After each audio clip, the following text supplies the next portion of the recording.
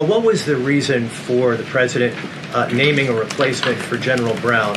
And then I'll follow up with another personnel announcement that's been made over the last few days. He thinks he's doing a bad job, and it's time for a shakeup at the Pentagon. They failed 7 audits in a row. The trust in our United States military amongst the war fighters is low. The president is shaking up the Pentagon and the Department of Defense, of course, with Secretary Hegseth leading, and he has the right to do that. It's actually quite common from administration to administration to do such a thing.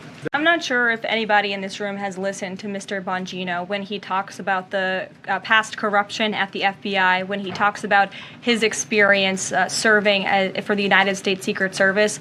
This is a man who loves his country and who has honorably served our country in ways that many people have not. He understands the depth of the corruption at these institutions, which the American people reelected President Trump to shake up. And I think it's quite despicable to see many networks in this room who have had chyrons on their television screens labeling Mr. Bongino as a far-right podcaster.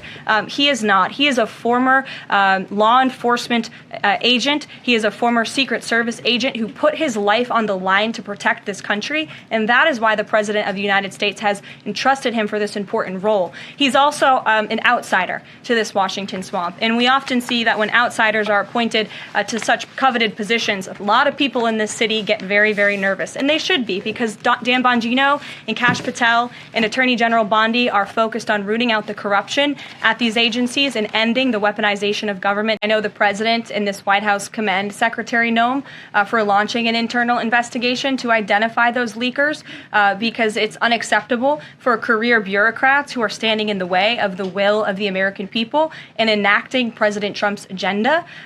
If they don't want to adhere to the will of the 77 million Americans who reelected President Trump, then they should go find another job. And if they continue to leak information, especially information that is critical to protecting Border Patrol agents and ICE agents who are out there doing jobs that not many people are willing to do, putting their lives on the line to protect our national security, then those individuals absolutely should be fired.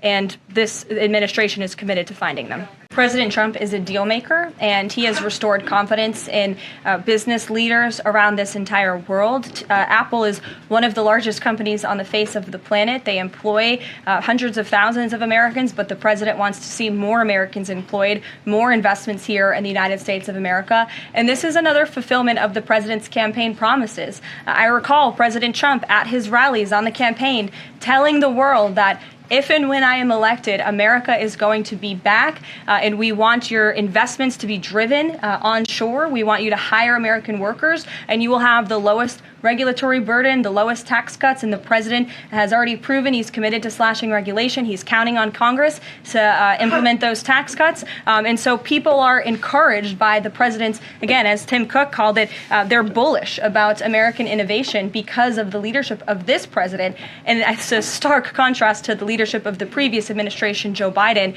who I don't think spent any time trying to recruit any investments or jobs here at home.